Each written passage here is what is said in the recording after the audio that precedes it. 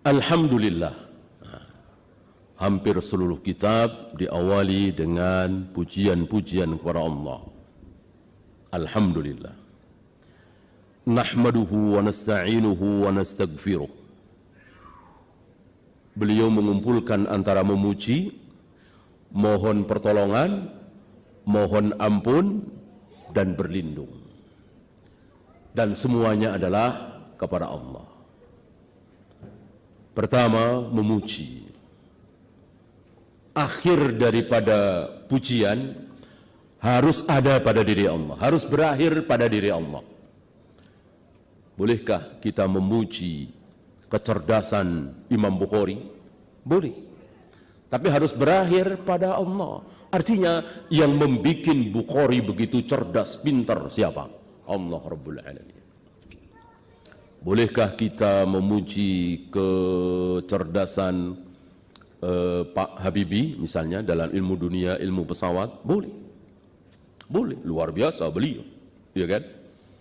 Menemukan beberapa penemuan yang tidak ditemukan oleh gurunya, yang belum diketahui oleh guru-gurunya. Cerdas beliau. Tapi harus berakhir bahwa yang membuat beliau seperti itu adalah Allah Rabbul Alamin. Begitu juga tingginya gunung, ya, besarnya batu, dalamnya lautan, dan seterusnya, seluruh kehebatan pada diri makhluk. Ketika kita memuji, maka harus berakhir pujian itu pada diri Allah Rabbul Alamin. Jangan berhenti di si A, si B, si C. Karena yang bisa membuat itu semua adalah Allah Rabbul Alamin. Wa nasta'inuhu, memohon pertolongan. Bolehkah kepada yang lain? Boleh. Untuk hal yang bisa dilakukan oleh makhluk. Minta makanan, minta minuman, minta tambahan gaji, minta kerjaan, minta dibikinin kopi, dan seterusnya. Bolehkah ini kita lakukan kepada makhluk? Tentu boleh. Lalu bagaimana nasihat Nabi kepada Ibnu Abbas? Wa idza sta'anta fasta'in billah. Jika engkau minta tolong, minta tolonglah saja kepada Allah. Berarti jangan kepada yang lain, kan? Kalau boleh kepada yang lain, rusak kalimat ini. Tidak benar kalimat Nabi kalau begitu. Maksud Nabi wa idza sta'anta fasta'in billah, jika engkau minta tolong, minta tolonglah kepada Allah. Artinya jangan minta tolong kepada selain Allah. Haram. Tadi gimana? Kita tidak boleh minta tolong kepada manusia. Kita harus minta tolong kepada Allah saja. Dalam hal apa? Dalam hal yang hanya Allah saja yang sanggup menolong. Adapun orang lain sanggup menolong, boleh. Kopi dong, teh dong, makan dong. Ya, minta dibikinin, minta diambilkan, boleh. Ya. Panjangkan umur saya dong, boleh nggak? Berikan saya kebahagiaan dong, selamatkan saya dari neraka dong, masukkan saya ke dalam surga dong. Ini yang hanya Allah yang sanggup. Jangan minta kepada selain Allah. Itu pun banyak yang tidak lulus. Itu pun banyak yang menyimpang. Ada orang minta kebahagiaan agar hidupnya bahagia, dia datangi kuburan-kuburan keramat, dia datangi tempat-tempat keramat. Ada apa tidak? Banyak.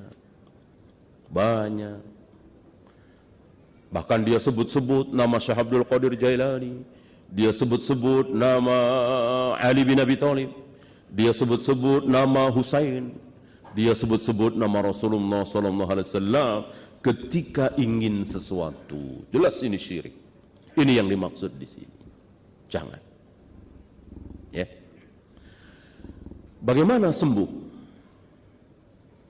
Bagaimana sembuh? Bagaimana rizki? Sama. Bolehkah minta kesembuhan kepada orang? Jangan. Hanya Allah yang sanggup menyembuhkan. Bolehkah minta rizki kepada orang? Jangan. Hanya Allah yang sanggup memberi rizki. Loh, bukankah kita yang menggaji kita, memberi uang kepada kita adalah perusahaan kita, majikan kita?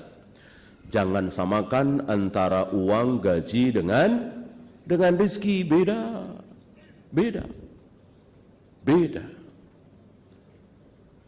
Rizki itu segala sesuatu yang bermanfaat yang Allah berikan kepada kita. Hanya uang? Tidak. Anak kita banyak, pintar-pintar, soleh-soleh, cerdas. Rizki bukan? Rizki. Ya. Istri kita taat kepada Allah. Istri kita taat kepada suami. Rizki bukan? Rizki. Maka jangan sempit bahwa rezeki itu uang. Tidak.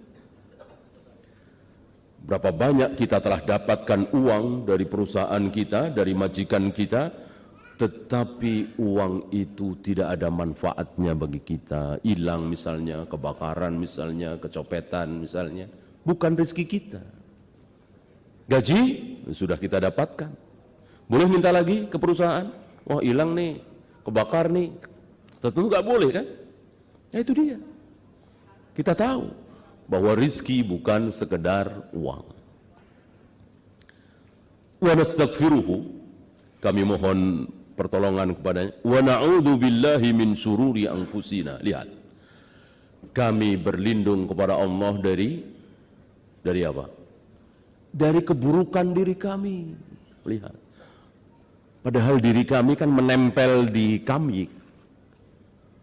Kebohongan kita, kemunafikan kita, kemaksiatan kita, itu kan ada di diri kita. Kalau pakai kaidah qadariyah, tolak kalimat ini. Ngapain minta kepada Allah? Kan kita sendiri.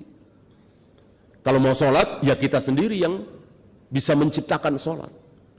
Kalau kita ingin selamat dari zina, khamar, judi, ya kita sendiri yang bisa menyelamatkan. Kenapa minta kepada Allah? Ini dia qadariyah. Ahlus sunnah tidak. Sujud satu kali. Tidak mungkin bisa kita lakukan. Kalau Allah tidak izinkan. Kalau Allah tidak izinkan, boro-boro 1 rakaat, 2 rakaat, sujud 1 kali, enggak sanggup kita. Kenapa kita bisa sujud? Kenapa kita bisa sholat? Kenapa kita bisa ruku? Kenapa kita bisa jauh dari zina, khamar, judi, korupsi? Kenapa? Karena Allah tolong kita. Allah menghendaki kita menjadi orang yang taat. Di sini kita.